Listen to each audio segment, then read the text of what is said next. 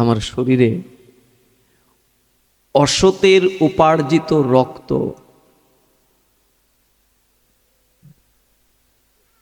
বিষয়ীর উপার্জিত বস্তু আমি আহার করতাম।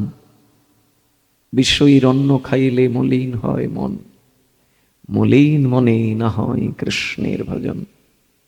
সেই দিন বিষয়ের অন্ন খেয়েছি না, আর যা অন্ন খাওয়া হবে সেটাই তো রক্ত আসবে শরীরে। ওই বিষয়ের অন্ন খেয়ে মন মলিন হয়েছিল, তাই প্রতিবাদ করতে পারিনি। আর আজকে কেন করতে পারছি জানো? তোমার স্বামী অর্জুন একের পর এক তীর আমার শরীরে বিক্ষিপ্ত করেছে। প্রত্যেকটি তীর থেকে টপ টপ করে সেই বিষয়ী রক্ত, সেই অশুদ্ধ রক্ত সব ঝরে পড়ে গেছে। এই শরীরে আর সেই দিনকার অসৎ রক্ত নাই। তাই আজকে তোমাকে নির্দ্বিধায় সেই কথা বলতে পারছি। অসাধুর সঙ্গ যদি কারুর হয়, পিতামহ ভীষ্মদেবকে দিয়ে দেখিয়েছেন যে সেই অসাধুর প্রভাবটাও পড়ে যাবে তার মধ্যে, যেহেতু সেই সঙ্গটা অসাধুর করছে। আপনারা দেখছেন Hindu TV 3 YouTube channel.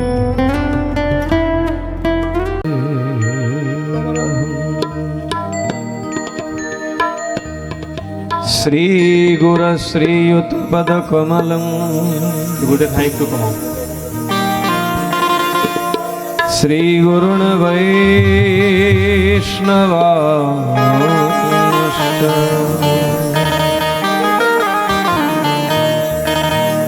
শ্রীরূপং সাগ্রজাতং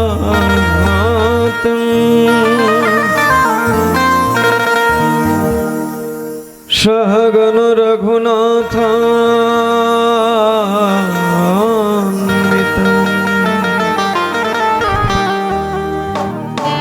ত্বং সজীবং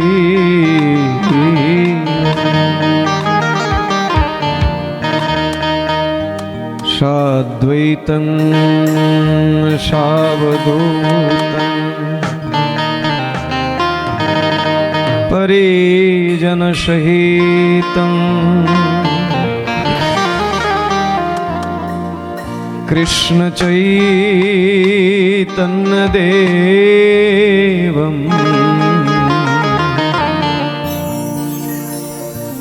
Shri Radha Krishna পদা সহগণ Lalita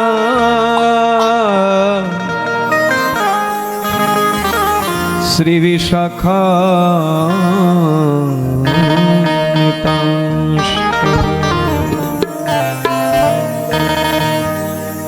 ওম অজ্ঞানতিমিরন্ধস্য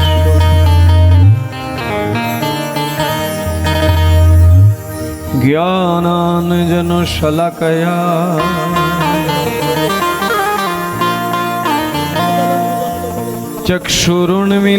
চক্ষুरुन्मीलितं येन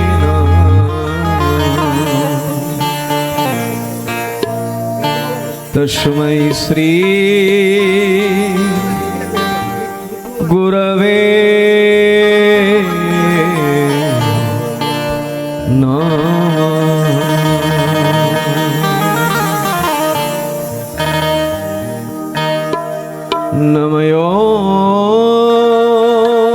कृष्ण पदाय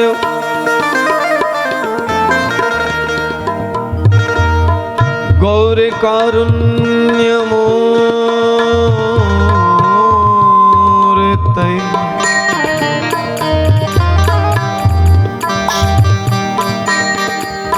श्रीमते भक्ति किंकरो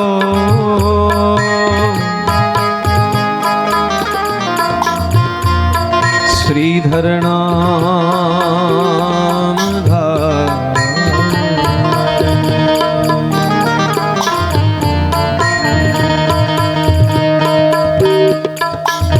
सुपंडित गणाग्रन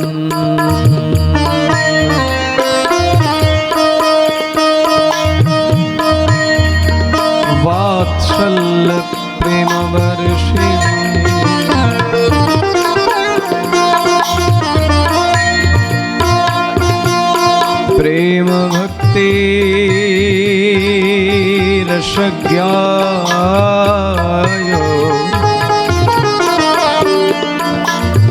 श्री गुरवे नमो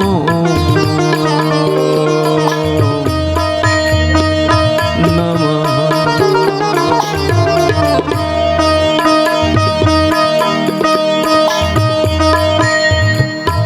वाञ्छाकल्पतरुभ्यश्च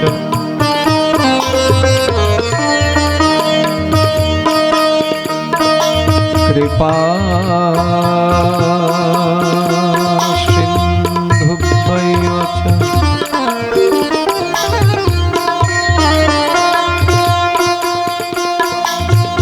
पतितानं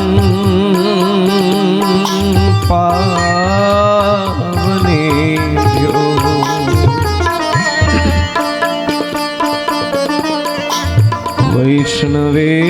वैष्णवेभ्यो नमो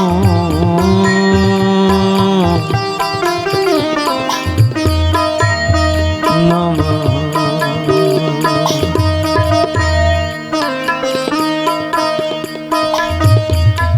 जय रूप सनातन भट्ट रघुना श्रीजीव गोपाल भट्ट दास रघुना। जय रूप सनातन भट्ट रघुना श्रीजीव गोपाल भट्ट दास रघुना। ইচ্ছায় গোসাইর করি চরণ বন্দন যাহা হইতে বিঘ্ন নাশ অভীষ্ট পূরণ। ইচ্ছায় গোসাইর করি চরণ যাহা হইতে বিঘ্ন নাশ অভীষ্ট পূরণ।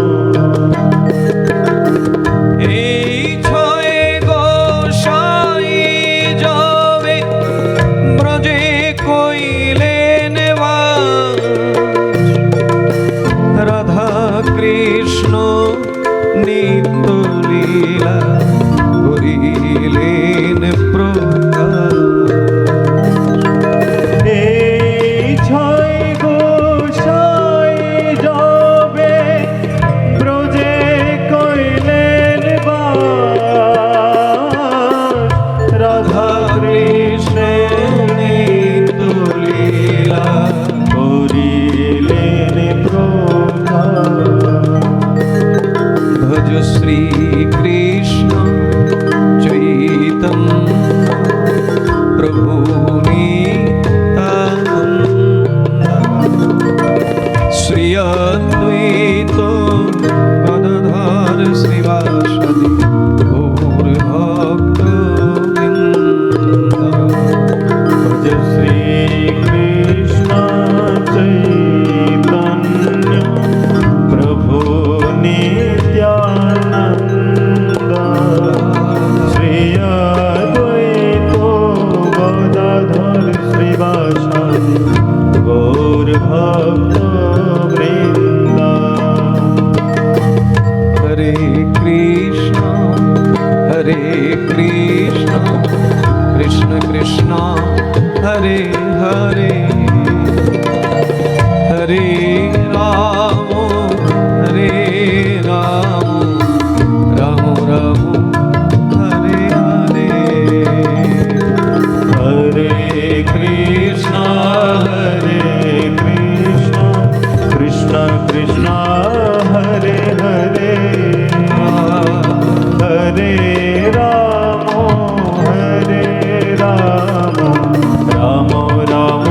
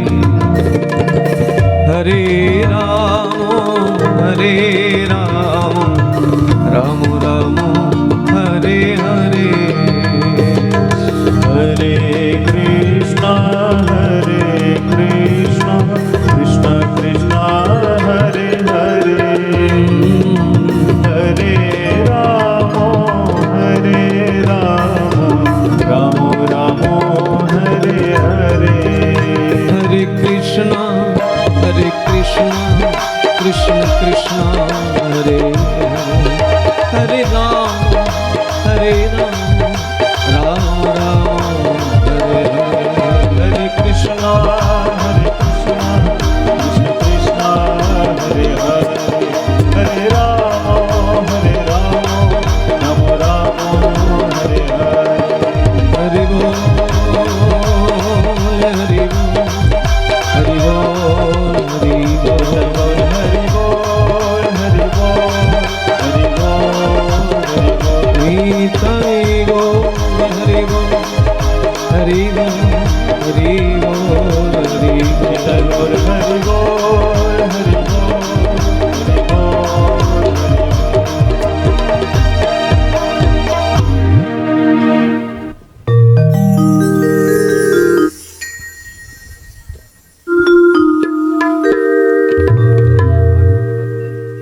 এই ভাই কিবোর্ডটা কমাও कृष्णाय वासुदेवाय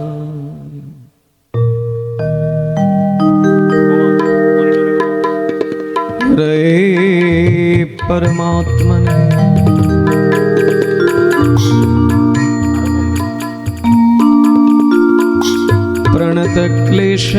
प्रणतक्लेशनाशाय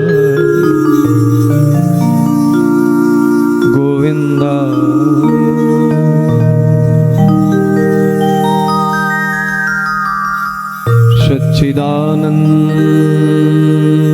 सच्चिदानन्दरूपा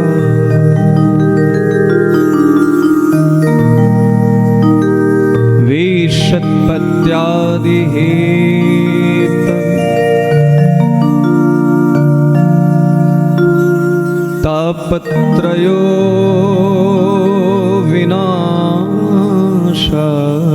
विनाशाय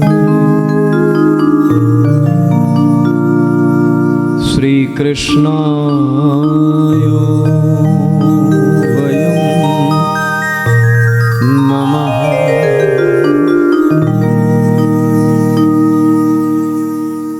तमादिदेवं करुणानिधानम्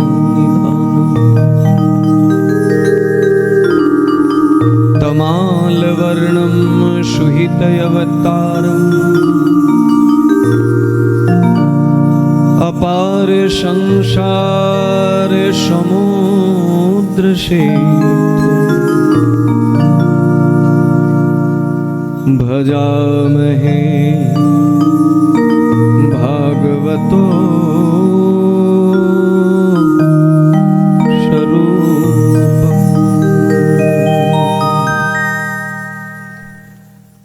आराध्य भगवान् ब्रजेशतनय तद्धाम वृन्दावनम् रम्या काचिद् उपासना ब्रजवधू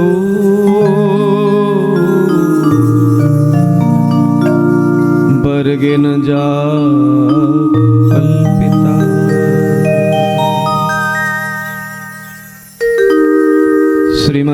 श्रीमद्भागवतम् प्रमाणयमलम् प्रेम पुमर्थी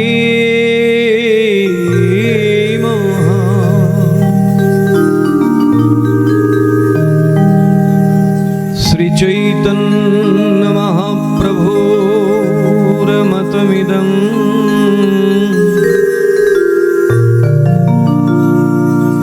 तत्रादरनो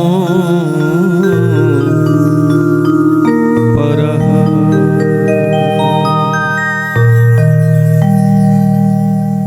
आराधनानां सर्वेषां विष्णुराराधनानां परम् तस्मात् परतरं देवी तदीयानां समर्चनम्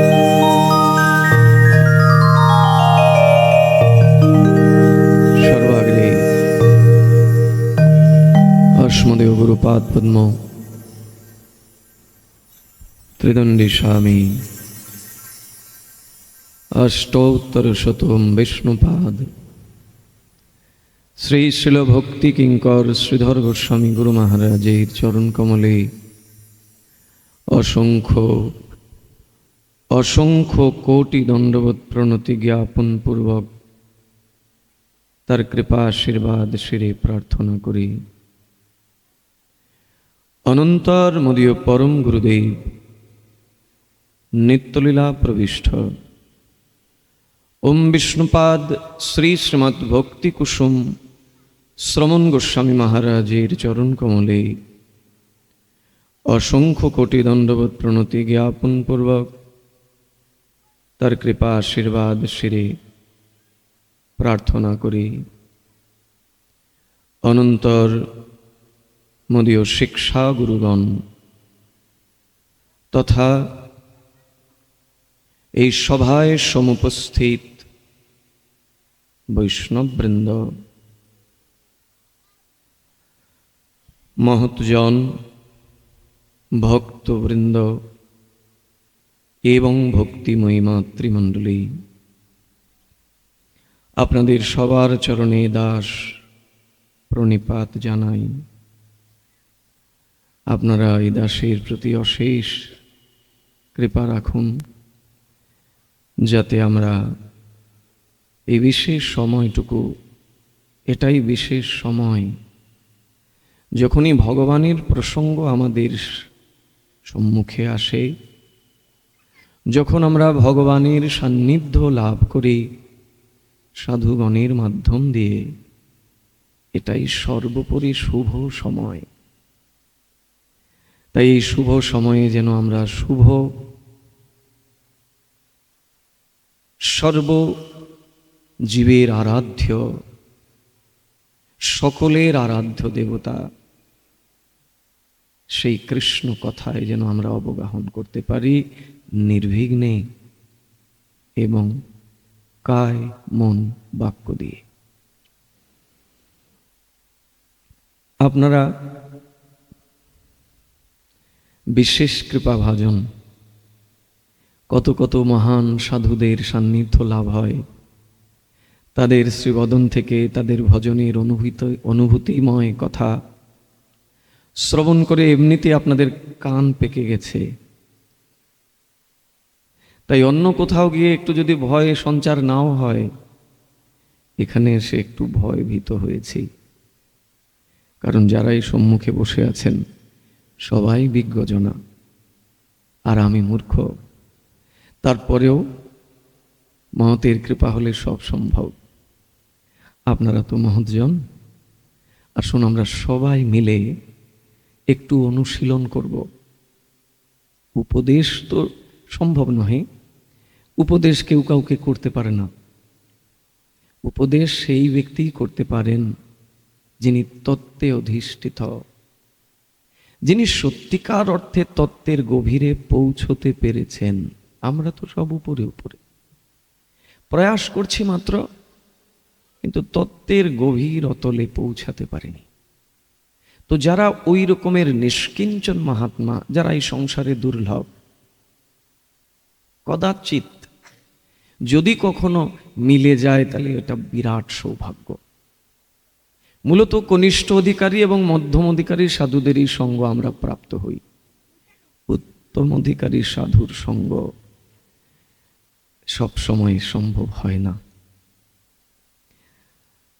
তো যারা তত্ত্বে প্রবেশ করেছেন, যারা তত্ত্বকে একদম হৃদয় দিয়ে অনুভব করেছেন, যাদের কথাবার্তা চলন বলন সবকিছুতে কৃষ্ণ আর দ্বিতীয় কেহ না, তিনি হতে পারেন উপদেশক। যে কেউ হতে পারে না, অসম্ভব। যদি কেউ মনে করেন যে আমি উপদেশ দেওয়ার যোগ্যতা অর্জন করেছি, এটা কোনো না কোনোভাবে অভিমানের পর্যায়ে পৌঁছায়। আর যেখানে অভিমান, ভগবান অন্তর্ধান করেন। কতভাবে ভগবান দেখিয়েছেন এবং তার ভক্তদেরকে দিয়ে দেখিয়েছেন। যখনই ভক্তদের হৃদয় আকাশে অভিমান, অহংকার এসেছে, সঙ্গে সঙ্গে ভগবান অন্তর্ধান করেছেন। এবং তিনি যে অহংকার বস্তুটাকে সহ্য করতে পারেন না, এইটুকু অহংকার থাকলে যে কৃষ্ণ কৃপা থেকে তিনি বঞ্চিত থাকেন, এটা বোঝানোর জন্যে স্বয়ং রাধা রানীকে দিয়ে পর্যন্ত দেখিয়েছেন।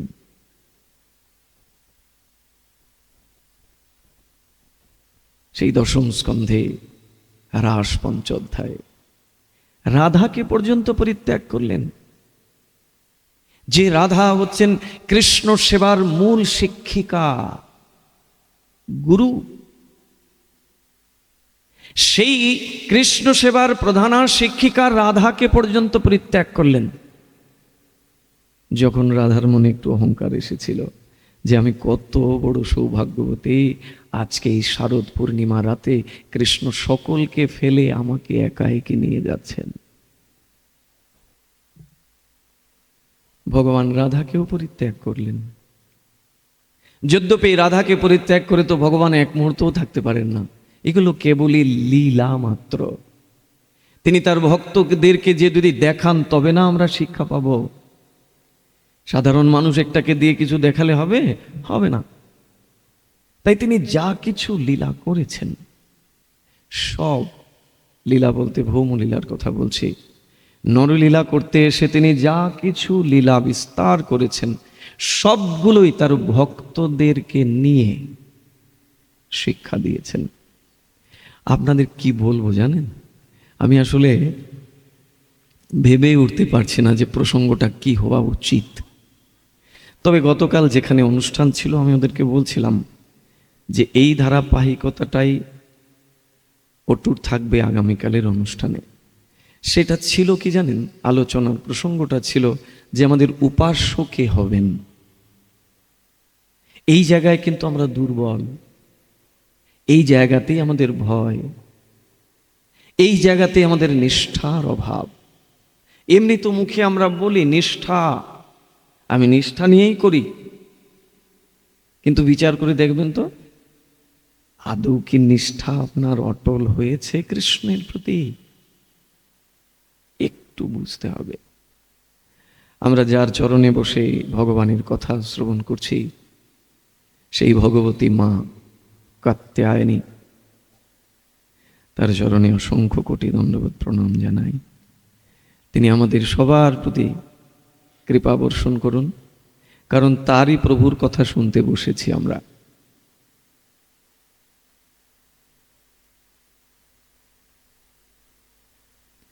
হরি রেব সর্বারাধ্য সর্বো দেবে সরেশ্বর।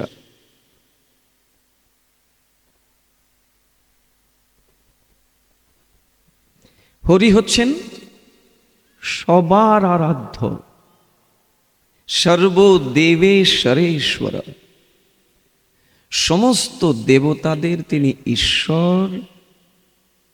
এরপরে কি না, ঈশ্বরেরও ঈশ্বর। ঈশ্বর আবার আছেন অনেকেই। ভগবানের যে 10 অবতার রয়েছে, নৃসিংহ, বামন, আজকে বরাহদেবের আবির্ভাব।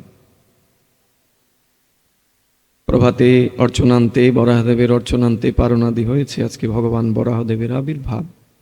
ঈশ্বর, কিন্তু পরমেশ্বর নহেন।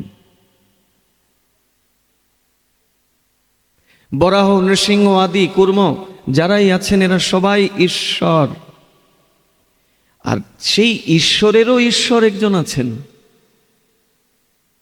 তিনি হচ্ছেন ঈশ্বর পরম কৃষ্ণ, সচ্চিদানন্দ বিগ্রহ, অনাদির আদি গোবিন্দ, সর্ব কারণ কারণম। সমস্ত কিছু কারণের কারণ একজন, তিনি কৃষ্ণ। যখন কিচ্ছু ছিল না, পৃথিবী ছিল না, জল ছিল না, আগুন ছিল না, বায়ু ছিল না, দেবতা আদি কেউ ছিলেন না, তখন একজন ছিলেন। সেই একই হচ্ছে অদ্বিতীয়, সেই একই হচ্ছেন আমাদের উপাস্য যদি মহাপ্রভুকে আমরা বিশ্বাস করি, মুখে খালি বললে হবে না যে মহাপ্রভু আমার প্রাণধন। যদি সত্যি মহাপ্রভু আপনার প্রাণধন হন, তাহলে মহাপ্রভুর আদেশকে আপনি পালন করবেন নাকি অন্য কারুর কথাকে আপনি মান্যতা করবেন? শ্রীনাথ চক্রবর্তী পাদ একদম স্পষ্ট করে বললেন, মহাপ্রভুর মতমিদং তত্রাদর ন পরহ। মহাপ্রভুর মতের বাইরে ন পরহ, আর কারুর মতকেই প্রাধান্য দেয়া যাবে না। কেন না, তিনি যুগ অবতার, সেই কৃষ্ণই শ্রীকৃষ্ণ চৈতন্য রূপে এসেছেন। আজকে একজনের একটু পাঠ শুনছিলাম, আমার পাশেই এরা চালাচ্ছিল, সেখানে কি সুন্দর বলছে, ব্যাসাসনে বসে বলছে কি জানেন, বলছে মহাপ্রভু নিজে সন্ন্যাসী, কিন্তু তিনি সন্ন্যাস ধর্মকে ত্যাগ করেছেন। কোথা থেকে পেল তারা এগুলো? এটা কি সমাজকে দুর্ভাগ্যের দিকে নিয়ে যাওয়া নয়? ষড় গোস্বামী যারা ছিলেন, রূপ সনাতন আদি, সন্ন্যাস যদি মহাপ্রভু নিষেধই করবেন, তাহলে তার সঙ্গী যারা ছিল রূপ সনাতন রঘুনাথ, এরা কি সন্ন্যাস কি কেবল একটি বর্ষণের বিষয়? মহাপ্রভু সন্ন্যাসকে পরিত্যাগ করেছেন, অথচ তারা ব্যাসাসনে বসে বলছেন এইসব কথা। এটা খুব বেশি মর্মান্তিক। আরেকজন বলছেন, তিনি বলছেন কি যে 1 কোটি কৃষ্ণ নাম নিলে যে ফল হয়, 1 রাধা নামে সে ফল হয়। কোথায় আছে এগুলো লেখা? মন গড়া কিছু বলে নিলে হবে? কৃষ্ণকে ছোট করলে তাতে কি রাধারানীর আনন্দ হবে আদৌ? বা রাধাকে ছোট করলে কি কৃষ্ণের আদৌ আনন্দ হবে? বাবা ঘুমোচ্ছেন কেন? রাধে রাধে। কিন্তু এটাই আমাদের অজ্ঞতা। এই অজ্ঞতা থেকে আমাদেরকে বেরোতে হবে, আর এই অজ্ঞতা থেকে বেরোনোর সবচেয়ে বড় সাধনাই হলো সাধু সঙ্গে ভাগবত কথা শ্রবণ। যদি এই কথাটা সাধু মুখে হয়, আগেই বলেছি যে উপদেশ দেওয়ার মতো যোগ্যতা যে কেউ লাভ করতে পারে না। তত্ত্বের ভেতরে যিনি প্রবেশ করেছেন, যিনি কৃষ্ণময়, কৃষ্ণ ব্যতিরিক্ত কিছু বোঝেন না। কবিবীড়িতম কলমশাপহম, কবিবীড়িতম, কবিগণ কর্তৃক তোমার কথা চতুর্দিকে সংস্তুত হয়েছে। তোমার এই দিব্য কথা যখন ধ্রুব, প্রহ্লাদ, নারদের মতো এইরকম মহাত্মার শ্রীমুখ থেকে প্রকাশিত হয়, তখন কি হয় জানো? কলমশ সমস্ত কিছু ধুয়ে মুছে পরিষ্কার হয়ে যায়। এই হৃদয়ে যে কলমশ আছে না, কলহ, কুটিনাটি, হিংসা, দ্বেষ, বিদ্বেষ, পরশ্রীকাতরতা, পরনিন্দা, পরচর্চা আদি সব মুহূর্তের মধ্যে ধুয়ে মুছে পরিষ্কার হয়ে যায় যদি ভগবানের এই দিব্য কথা কবিবীড়িতম, যদি এইরকম নিষ্কিঞ্চন মহাত্মার শ্রীবদন থেকে হয়। আর যদি এইরকম কথা হয় যে মহাপ্রভু কলিযুগে সন্ন্যাস নিষিদ্ধ করেছেন,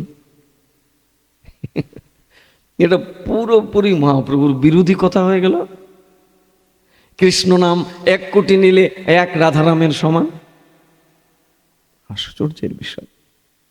আমি যা কিছু বলবো সেটা যেন এই ভাগবতের ভেতরে থাকে। ওই ভাগবতের বাইরে গিয়ে অনেক কিছু মন গড়া সাজিয়ে গুজিয়ে নিজেকে প্রতিষ্ঠিত করবার জন্যে আমাদের সবাই চিনুক, এই প্রবণতা থেকে আমাদের সরে আসতে হবে। এখানে বসার উদ্দেশ্যই হলো জীবের হৃদয়ে ভগবানকে প্রতিষ্ঠিত করা। এই হৃদয়ে ভগবানকে প্রতিষ্ঠিত করা ব্যাসাসন থেকেই সম্ভব। হরিরেব সর্বারাধ্য সর্বদেব সরেশ্বর ইতরে ব্রহ্মদেবাদ্যা ইতরে ব্রহ্মদেবাদ্যা না অবজ্ঞা কদাচন। বিরাট শিক্ষা। কে বলছেন জানেন? বলদেব বিদ্যাভূষণ পাদ, গৌড়ীয় আচার্য ভাস্কর, গোবিন্দ ভাষ্য যিনি লিখেছিলেন। হরিরেব সর্বারাধ্যা সর্বদেব সরেশ্বর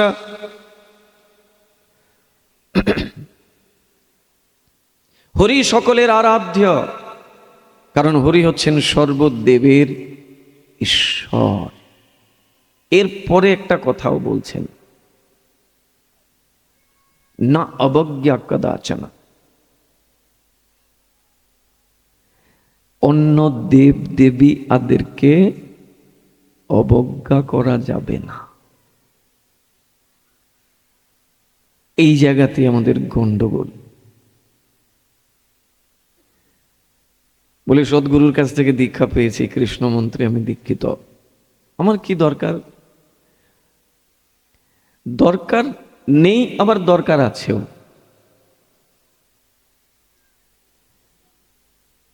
আমরা কি বলেছি না, উপাস্য একজন, উপাস্য কখনো দুজন হতে পারেন না, উপাস্য কখনো বহুবচন হতে পারেন না।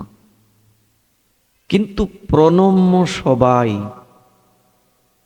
এই জায়গায় যদি গড়বড় হয় তাহলে মর্যাদার উল্লঙ্ঘন হবে। আর মহাপ্রভু বলছেন, আমি সব সইতে পারি, মর্যাদা উল্লঙ্ঘন সইতে নারী। এই জন্য ভাগবতে সব কিছু দিয়ে রেখেছেন জানেন। আমরা যেগুলো ভাবতেও পারবো না, যেটা আমাদের এই ছোট্ট সফটওয়্যারে আসেই না চিন্তায়, তার উত্তর ভগবান দিয়ে রেখেছেন ব্যাসদেব। ব্যাসদেব মানে ভগবানের শক্তাবেশ অবতার, সাক্ষাৎ ভগবান ব্যাসরূপে অবতীর্ণ হয়েছেন। সবকিছুর মীমাংসা এখানে রয়েছে। কেবল আমাকে শৃণ্যত শ্রদ্ধয়া নিত্যম, নিত্য শ্রদ্ধার সহিত সেটাকে শ্রবণ করতে হবে। তাহলে অন্যান্যরাও ঈশ্বর রয়েছেন, বরাহ, কূর্ম, নৃসিংহ আদি, কিন্তু এরা পরমেশ্বর নহেন। আমাদের নিষ্ঠা কি কৃষ্ণের চরণে অটুট? নিজেরাই নিজেকে জিজ্ঞাসা করবেন।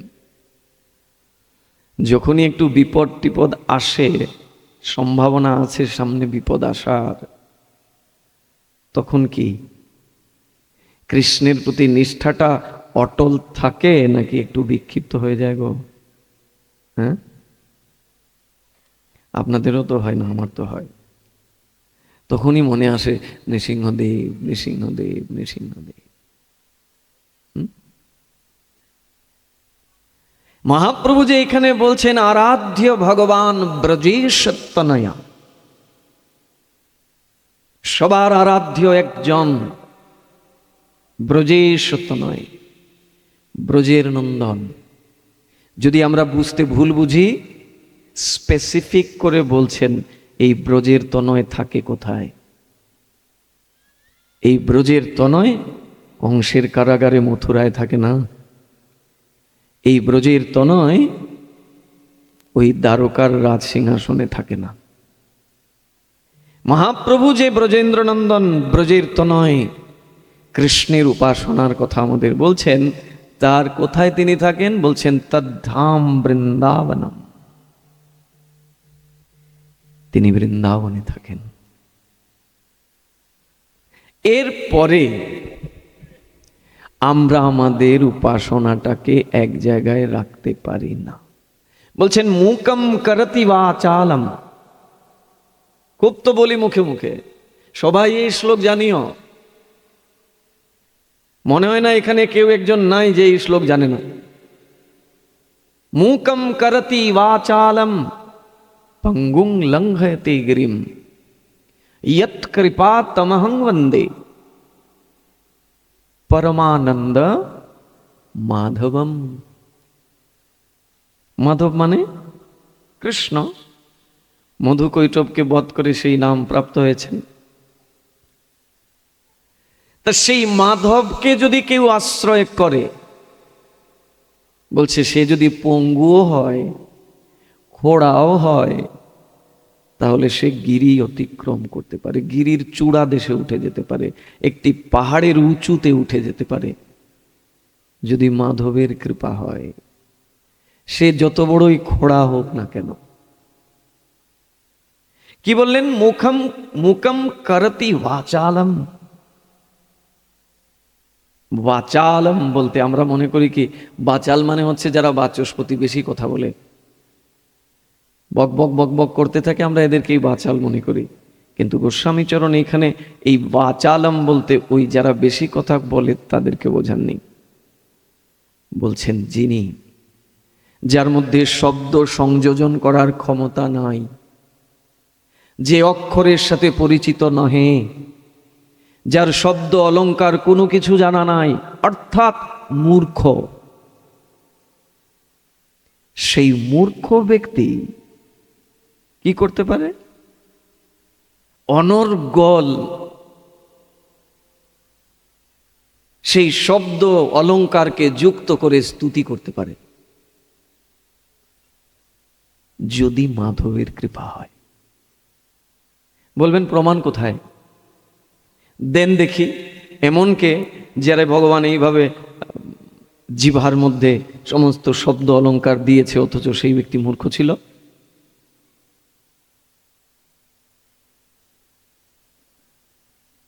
পাঁচ বছরের শিশু বালক ধ্রুব জীবনে কোনোদিন স্কুলের বারান্দায় যায়নি। কোথা থেকে যাবে? মা কেবল বলছে যা, হরিভজনেই শান্তি। তোর বিমাতা যেটা বলছে, যেটা শুনে তুই আমারে অভিযোগ করতে এসেছিস, মা ঠিকই বলেছে। এই সংসারে দুঃখই দুঃখ। এই দুঃখের হাত থেকে বাঁচতে গেলে একমাত্র হরির আরাধনাই সর্বোৎকৃষ্ট। বলে মা, হরিকে কোথায় গিয়ে পাবো? বলে একজন উত্তম অধিকারী মহাত্মা, একজন উত্তম অধিকারী গুরুর সান্নিধ্যে থেকে গুরুই হরির কাছে নিয়ে যাবেন। তাকে কোথায় পাওয়া যাবে মা? বলে তাই তিনি তো লোকালয়ে থাকে না, তিনি একটু জনবিহীন জনশূন্য স্থানে ভজন করেন। খুঁজে বের করতে হবে। বনেতে তারা তপস্যা করে একান্তে, সেইখানে গেলে পাবি। কেমন প্রত্যয়, কেমন দৃঢ়ত্ব ধ্রুবের মধ্যে। মায়ের কথা মানে এতে মিথ্যা হতেই পারে না। মা যে গুরু জানে ধ্রুব। গুরু শুধু ওই যিনি কানে মন্ত্র দান করলেন তিনি যে গুরু, না না না না। গুরুর তিনটি প্রকোষ্ঠ। প্রথম গুরুই হচ্ছেন মাতা পিতা, দ্বিতীয় গুরু হচ্ছেন দীক্ষা গুরু, তৃতীয় প্রকোষ্ঠ হচ্ছে শিক্ষা গুরুর, এবং একটা আরেকটার সাথে অঙ্গাঙ্গিভাবে যুক্ত। অবশ্য এখানে আরো কিছু কথাও আছে। এখন যদি কেউ, কোনো মা কোনো বাবা বলেন, এই আমি কিন্তু তোদের গুরু, তুমি গুরু, তুমি আমার প্রণম্য, তুমি আমার শ্রদ্ধার পাত্র, কিন্তু বিচারও করতে হবে। তিনি যে গুরু, তার মধ্যে কি সেই গুরুত্ব আছে? তিনি কি আমাকে কৃষ্ণ ভজনে এগিয়ে দেন? শ্রীমদ্ ভাগবতে পঞ্চম স্কন্ধের পঞ্চম অধ্যায়ের 18 নম্বর শ্লোক সুযোগ পেলে খুলে পড়বেন। সেখানে স্পষ্টভাবে বলছেন, গুরুর ন শস্যাৎ জননীর ন শস্যাৎ। বলছেন সেই গুরু গুরু নয়, সেই মা মা নয়, সেই পিতা পিতা নহে, সেই স্বজন স্বজন নহে, যে তাকে কৃষ্ণ প্রাপ্তি করতে সহযোগিতা না করে। বলছেন তাকে ত্যাগ করতে। ত্যাগ করে নাই? খুব করেছে। মাকে ত্যাগ করেছে ভরত মহারাজ। 14 বৎসর মায়ের ছায়াটা পর্যন্ত নড়ায়নি। রামের বিরোধী পক্ষে গেছিলেন মা, তাই মাকেই পরিত্যাগ করেছে সন্তান। পিতাকে ত্যাগ করেন নাই? করেছেন প্রহ্লাদ মহারাজ। হিরণ্যকশিপুকে ত্যাগ করেছেন। হিরণ্যকশিপুর কোনো কথাকে তিনি সমাদর করেননি, কারণ হিরণ্যকশিপুর প্রত্যেকটি কথা কৃষ্ণ বিরুদ্ধে ছিল, ভগবানের বিরুদ্ধে ছিল। প্রহ্লাদ সমাদর করেন নাই। বলবেন গুরু ত্যাগ কে করলো? গুরু ত্যাগ করেছেন বলি মহারাজ। শুক্রাচার্যের কথা শুনেননি তো? শুক্রাচার্য বলছিলেন, সাবধান, তুই যারে সামান্য বালক ভাবছিস, এ সামান্য বালক না, এ ওই বিষ্ণু কপট বেশ ধারণ করে এসেছে, তোর সব কিছু হরণ করে নেবে। গুরুদেব বলছেন, তুই যারে দেখে আপ্লুত হচ্ছিস, যারে দান করবার জন্য উদ্যত হচ্ছিস, আমার কাছে এসে আদেশ চাইছিস, আমি তো আদেশ দেব না। কেন গুরুদেব? বলে এ তো বালক নয় রে, এ তো কপট বেশ ধারণ করে এসেছে, সাক্ষাৎ বিষ্ণু এই রূপে এসেছে। তোর কাছে যে ত্রিপাদ ভূমি চাইছে, জানিস তার পা কত লম্বা?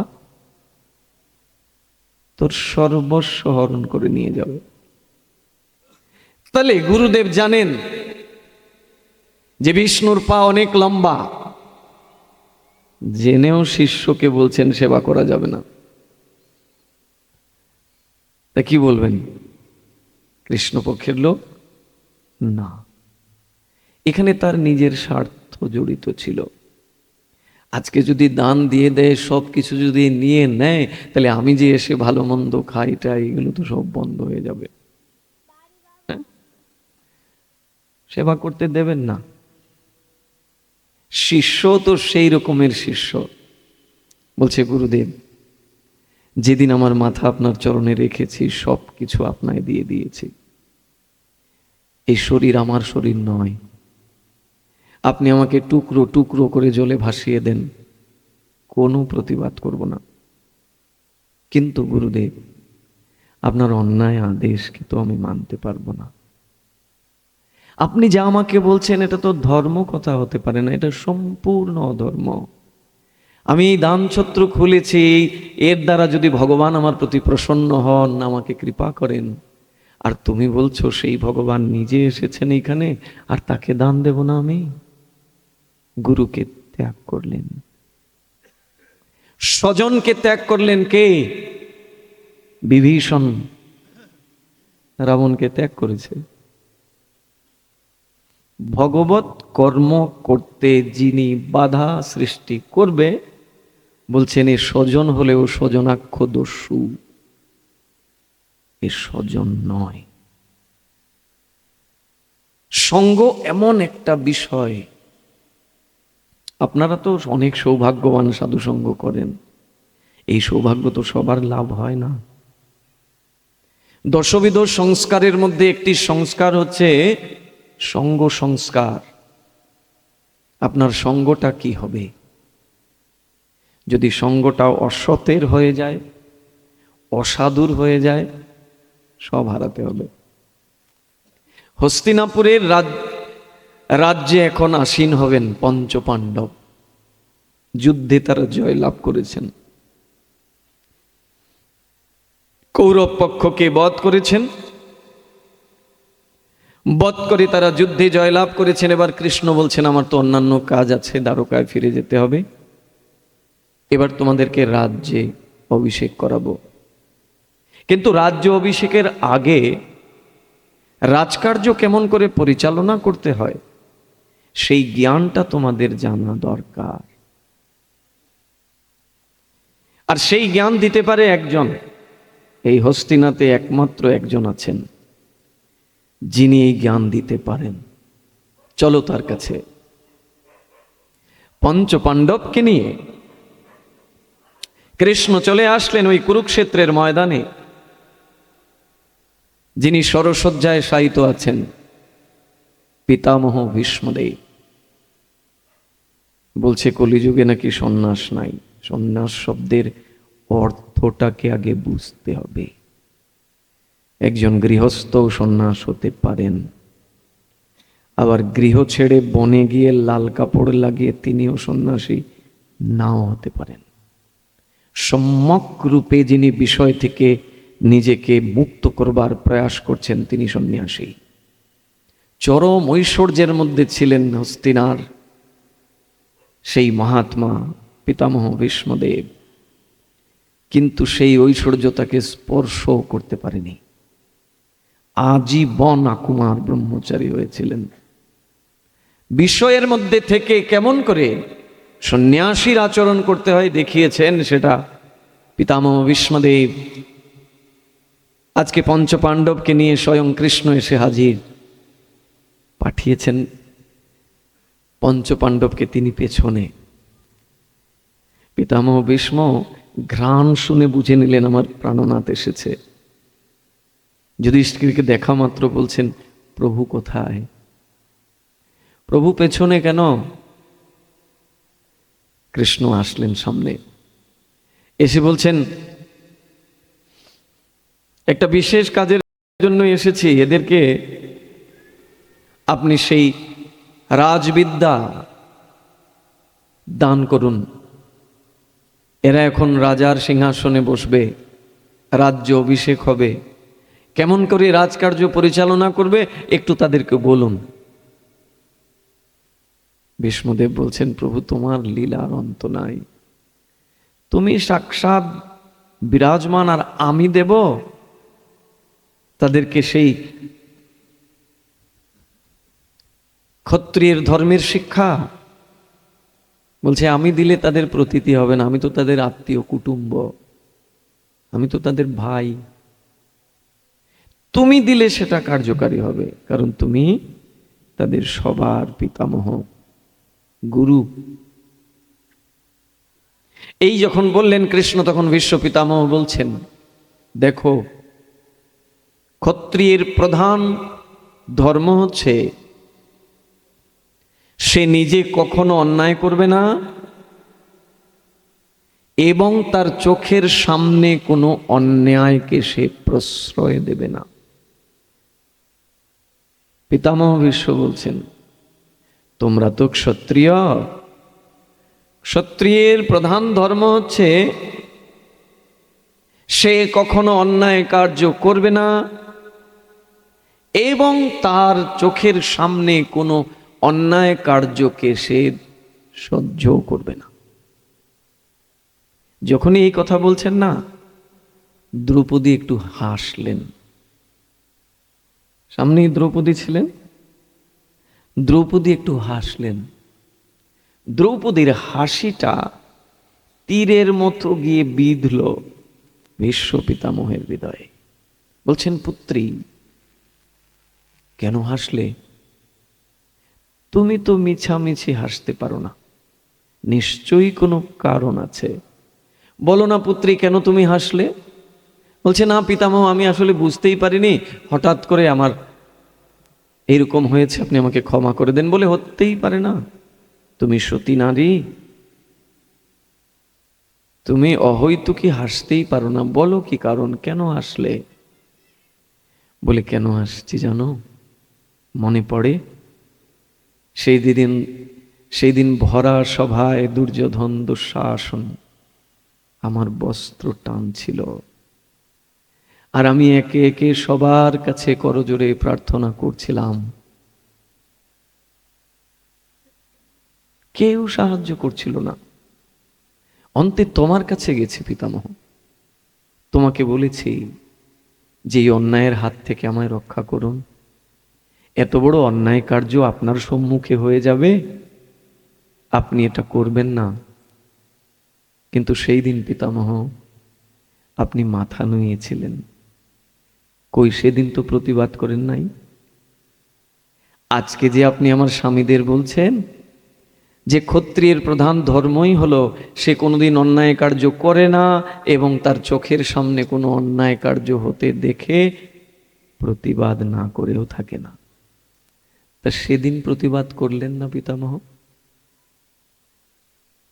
সঙ্গটা কি দেখুন। বলছেন জানো পুত্রী, কেন করতে পারিনি? সেদিন ওই যে আমার শরীরে অসতের উপার্জিত রক্ত,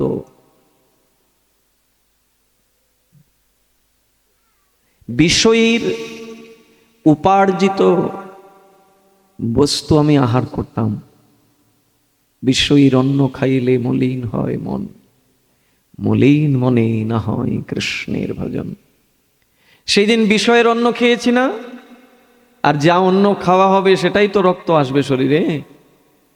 ওই বিষয়ের অন্ন খেয়ে মন মলিন হয়েছিল, তাই প্রতিবাদ করতে পারিনি। আর আজকে কেন করতে পারছি জানো? তোমার স্বামী অর্জুন একের পর এক তীর আমার শরীরে বিক্ষিপ্ত করেছে।